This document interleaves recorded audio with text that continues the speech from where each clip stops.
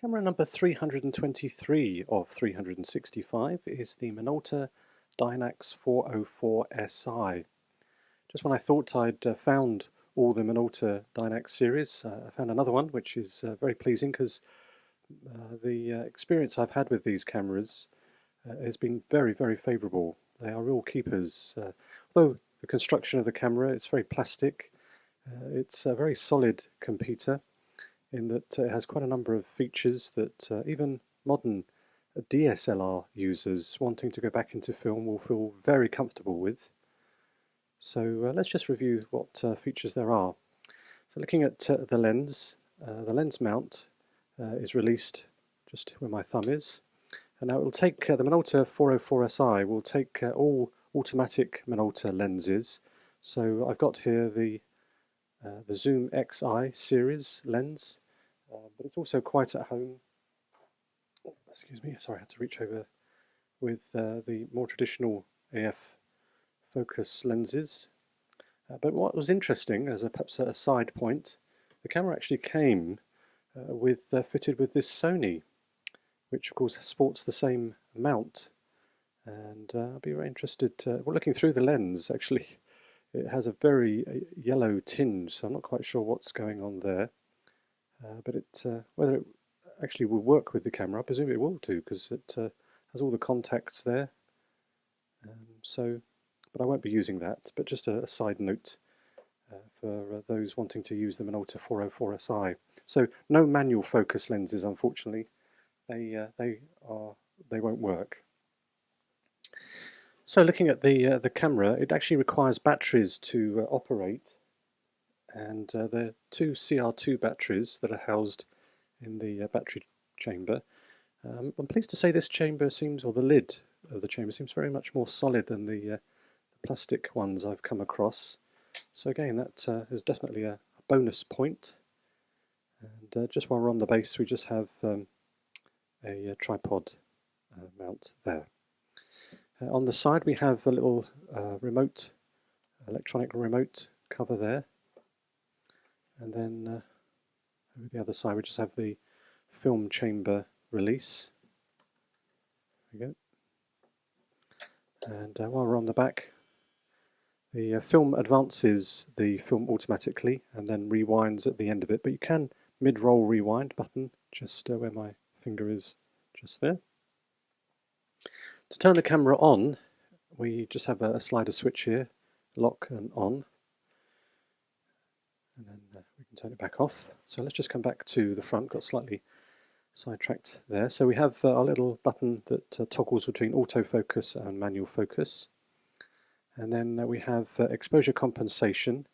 Now the button also does double up when it's held down as exposure compensation set. So it will do a series of 3 photographs, one at the correct exposure, one half, and one over half, and one under half. So 3 buttons there. I don't know whether I can actually demonstrate without a lens on.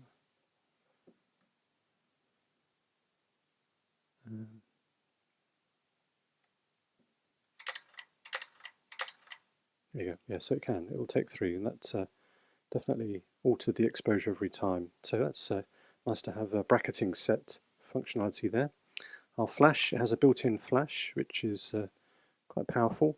Able to have fill-in flash, red eye reduction flash. Those sorts of things are all built in as standard. So let's just put the lens back on.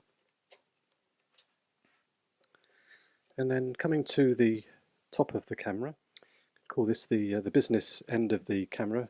We have a liquid crystal display, but looking through the viewfinder you get a full set of information regarding aperture, shutter speeds, whether the flash is going to be fired or what flash mode you've chosen, the focus assist when you're in manual mode, all the information you could possibly need. So although this is often billed as a beginner's camera, it really does have all the functions that you really need. So we have a P button, which could be regarded as a factory reset to program mode, where the camera makes all the decisions, including flash. And then we have a creative mode here, if you like, where we can toggle through portrait mode, landscape, macro, sports, and nighttime portraiture. Below that we have our self-timer and choosing our mode to be continuous release or single release. And we do have provision for spot metering. The camera defaults to matrix metering, or what I would call matrix metering, or segment metering I think is the Minolta term. And then coming over the other side we have further modes we can choose by selecting, you can see that spot there on the dial, program mode. By pressing the function button and using the command dial we can go through program mode, aperture priority, shutter priority and manual mode. When manual mode is used you have to use a series of buttons because of course there's no aperture ring, and you can use either the command dial. Looks like in manual mode it does the shutter speed by default, and then I presume it's the exposure compensation button that will change the aperture. Yep, there we go. So that's for manual mode. Otherwise, if we're in the other modes, we just use the command dial. Red eye reduction. Although the camera features DX coding, we can choose our own ISO. And then we also have the wireless flash mode as well, where we can set up a studio and we can use the flash here, I think, if that's correct, to set off other flashes wirelessly. So that's very nice. I'm not sure whether you need an adapter for that, possibly. Again, I didn't check the manual, so do that before you, that's important to you. So that's pretty much it really, as far as the camera goes. So it really is very well endowed with all the functions you possibly could need from, if you like, a modern DSLR camera, but it's a film camera, and a very nice one at that. And so that's the Minolta 404 SI, and that has been camera number 323 of 365.